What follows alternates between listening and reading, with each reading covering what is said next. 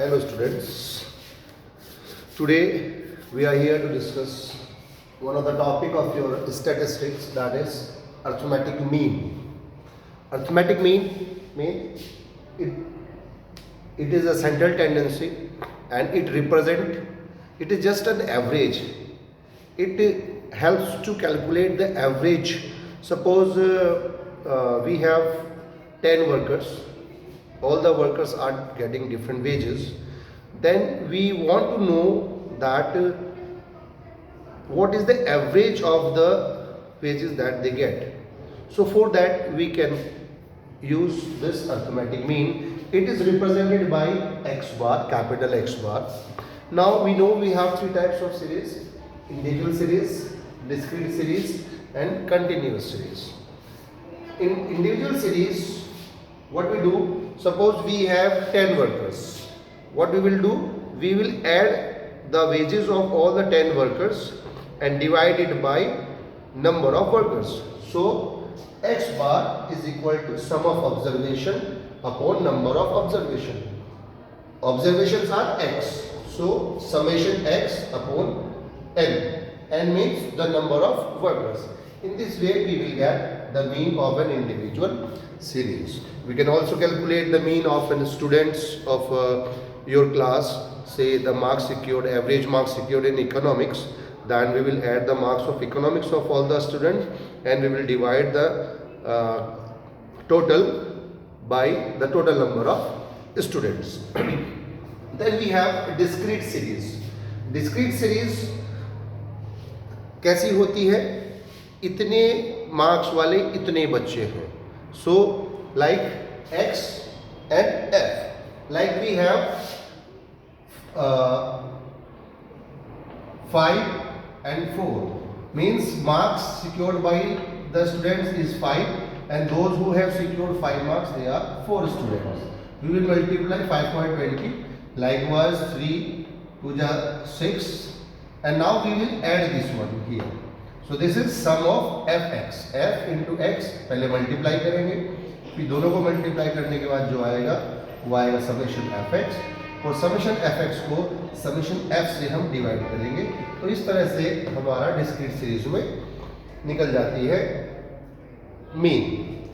उसके बाद फिर आती है हमारे पास continuous series.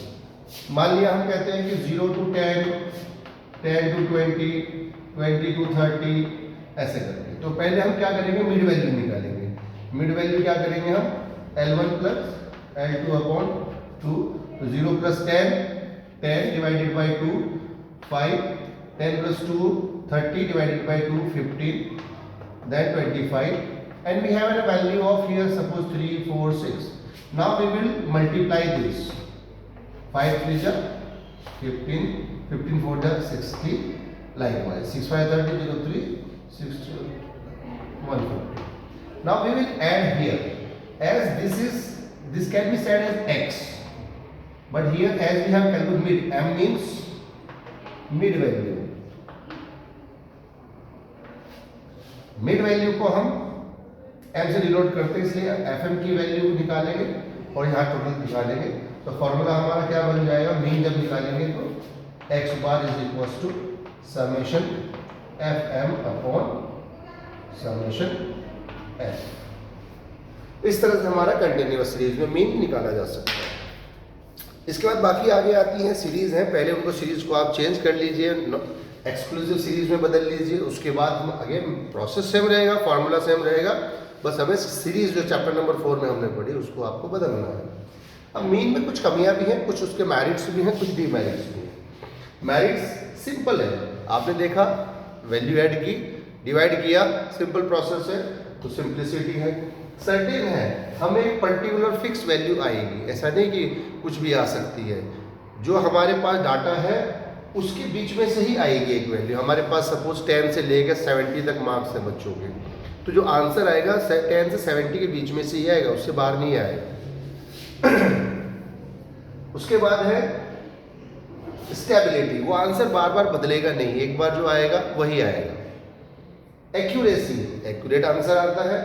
Basis of comparison, हम कंपेयर कर सकते हैं. सपोज 2 सेक्शन है, एक सेक्शन में मार्क्स इकोनॉमिक्स के आए, दूसरे में आए, दोनों में से एवरेज मार्क्स किस सेक्शन में अच्छे आए, इससे हम कंपेयर किया जा सकता है। ये इसके मेरिट्स हैं।